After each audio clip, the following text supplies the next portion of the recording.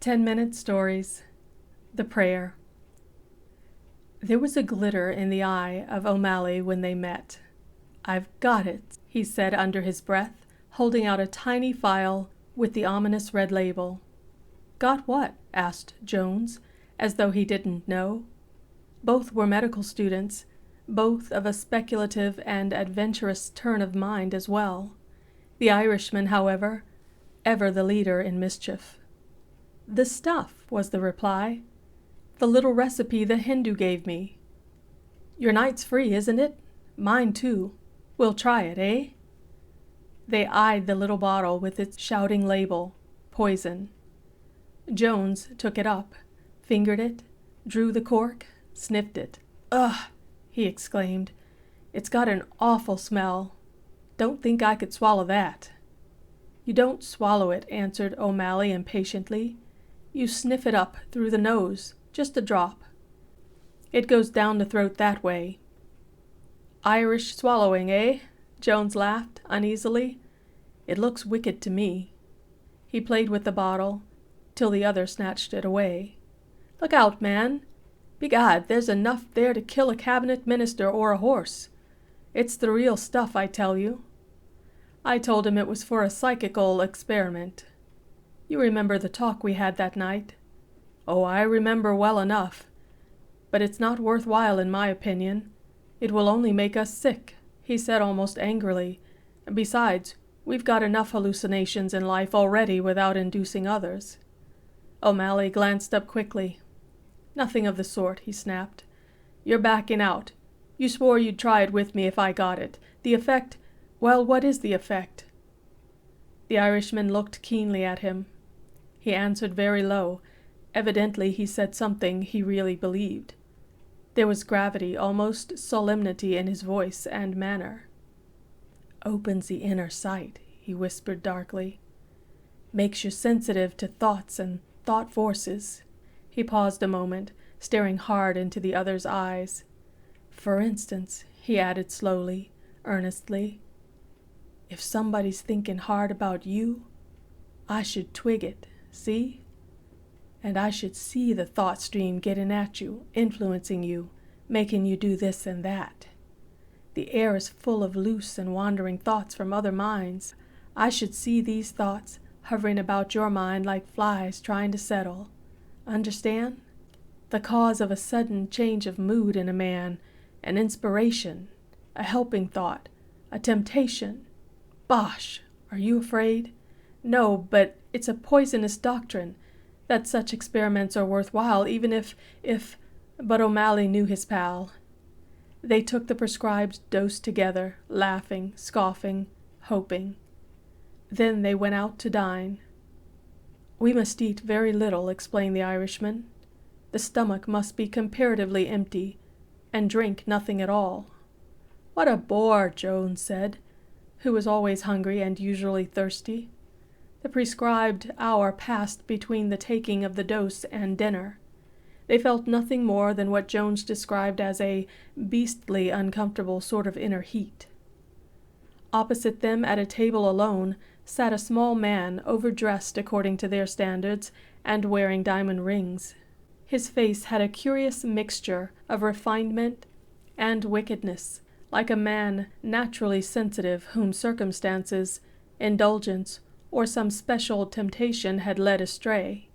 He did not notice their somewhat close attention because, in his turn, he was closely watching somebody else. He ate and drank soberly, but drew his dinner out. The somebody else he watched, obviously enough, was a country couple, up probably for the festivities due to the presence of a foreign potentate in town. They were bewildered by big London. They carried handbags. From time to time the old man fingered his breast pocket. He looked about him nervously. The beringed man was kind to them, lent them his newspaper, passed the salt, gave them scraps of favored, kind, and sympathetic conversation. He was very gentle with them. "Feeling anything yet?" asked O'Malley for the 10th time, noticing a curious passing look on his companion's face. "I don't feel a blessed thing myself." I believe that chemist fooled me, gave me diluted stuff or something." He stopped short, caught by the other's eye. They had been dining very sparingly, much to the disgust of the waiter, who wanted their table for more remunerative customers. "I do feel something, yes," was the quiet reply. "Or rather, I see something. It's odd, but I really do—" "What? Out with it, tell me." "A sort of wavy line of gold," said Jones calmly. "Gold and shining. And sometimes it's white. It flits about that fellow's head, that fellow over there." He indicated the man with the rings. "Almost as if it were trying to get into him." "Bosh!" said O'Malley, who was ever the last to believe in the success of his own experiments. "You swear it?" The other's face convinced him, and a thrill went down his Irish spine. "Hush," said Jones in a lower tone. "Don't shout. I see it right enough. It's like a little wavy stream of light. It's going all about his head and eyes. By gad, it's lovely. It's lovely, though. It's like a flower now, a floating blossom. And now a strip of thin, soft gold. It's got him, by George, I tell you it's got him." "Got him?" echoed the Irishman, genuinely impressed. "Got into him, I meant. It's disappeared, gone clean into his head. Look." O'Malley looked hard, but saw nothing. "Me boy," he cried, "the stuff was real. It's working. Watch it. I do believe you've seen a thought from somebody else, a wandering thought. It's got into his mind. It may affect his actions, movements, decisions. Good Lord, the stuff was not diluted after all. You've seen a thought force." He was tremendously excited. Jones, however, was too absorbed in what he saw to feel excitement. Whether it was due to the drug or not, he knew he saw a real thing. "Wonder if it's a good one or a bad one," whispered the Irishman. "Wonder what sort of mind it comes from. Where? How far away?" He wondered a number of things. He chattered below his breath like a dying gramophone, but his companion just sat staring in rapt silence. "What are you doing here?" said a voice from the table behind them quietly, and O'Malley, turning, Jones was too preoccupied, recognized the plainclothes detective, whom he chanced to know from having been associated with him in a recent poisoning case. "Nothing particular, just having dinner," he answered. "And you?" The detective made no secret of his object. "Watching the crowds for their own safety," he said, "that's all. London's full of prey just now, all up from the country, with their bags in their hands, their money in their breast pockets, and good-natured folks ready everywhere to help 'em, and help themselves at the same time."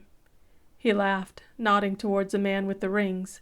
"All the crooks are on the job," he added significantly. "There's an old friend of ours. He doesn't know me, but I know him right enough. He's usually made up as a clergyman, and tonight he's after that old couple at the next table, or my name ain't Joe Leary. Don't stare or he'll notice." He turned his head the other way. O'Malley, however, was far too interested in hoping for a psychical experience of his own, and in watching the alleged phenomena of his companion to feel too much interest in a mere detective's hunt for pickpockets. He turned towards his friend again.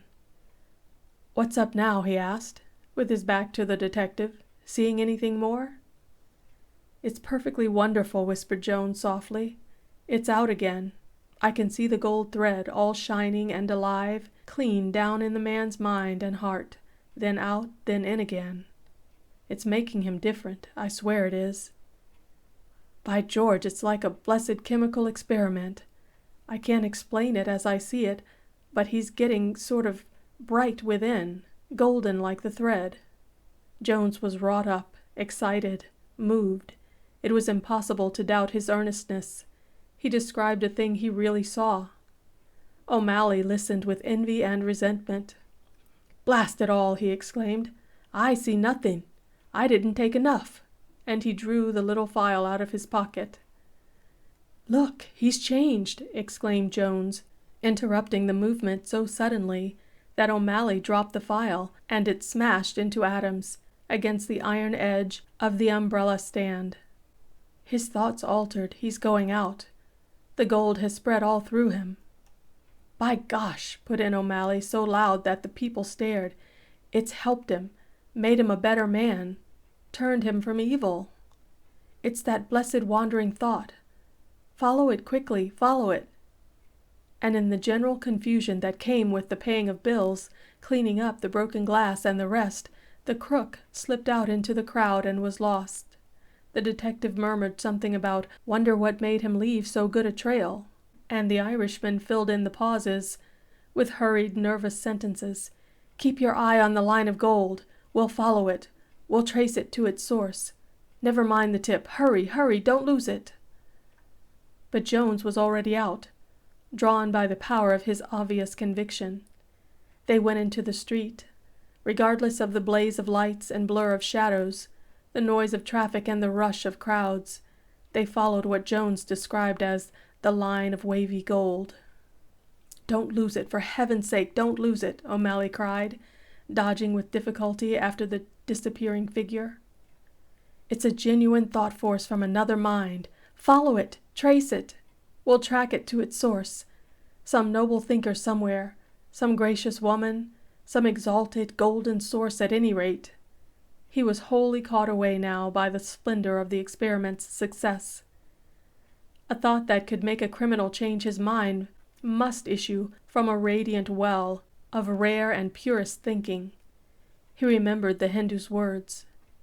You will see thoughts in color, bad ones, lurid and streaked, good ones, sweet and shining, like the line of golden light, and if you follow, you may trace them to the mind that sent them out. It goes so fast, Jones called back. I can hardly keep up. It's in the air just over the heads of the crowd. It leaves a trail like a meteor. Come on, come on. Take a taxi, shouted the Irishman. It'll escape us. They laughed and panted, dodged past streams of people, crossed the street. Shut up, answered Jones. Don't talk so much. I lose it when you talk. It's in my mind. I really see it, but your chatter blurs it. Come on, come on. And so they came at last to the region of mean streets, where the traffic was less, the shadows deeper, the lights dim, streets that visiting emperors do not change. No match sellers, bootlace vendors, or dreadful shadows proffering toys blocked their way on the pavement edge, because here were none to buy. It's changed from gold to white, Jones whispered breathlessly. It shines now, by gad it shines, like a bit of escaped sunrise. And others have joined it. Can't you see 'em? Why, they're like a network. They're rays, rays of glory. And, hello! I see where they come from now. It's that house over there. Look, man, look! They're streaming like a river of light out of that high window. That little attic window up there. He pointed to a dingy house standing black against the murk of the sky. They come out in a big stream and then separate in all directions. It's simply wonderful. O'Malley gasped and panted. He said nothing. Jones, the phlegmatic, heavy Jones, had got a real vision, whereas he, who always imagined visions, got nothing. He followed the lead. Jones, he understood, was taking his instinct where it led him. He would not interfere. And the instinct led him to the door. They stopped dead, hesitating for the first time. Better not go in, you know, said O'Malley, breaking the decision he had just made. Jones looked up at him, slightly bewildered. I've lost it, he whispered. Lost the line.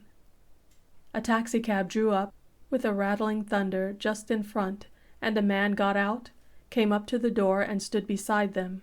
He was the crook. For a second or two the three men eyed each other. Clearly the new arrival did not recognize them. Pardon, gentlemen, he said, pushing past to pull the bell. They saw his rings. The taxi boomed away down the little dark street that knew more of coal carts than of motors.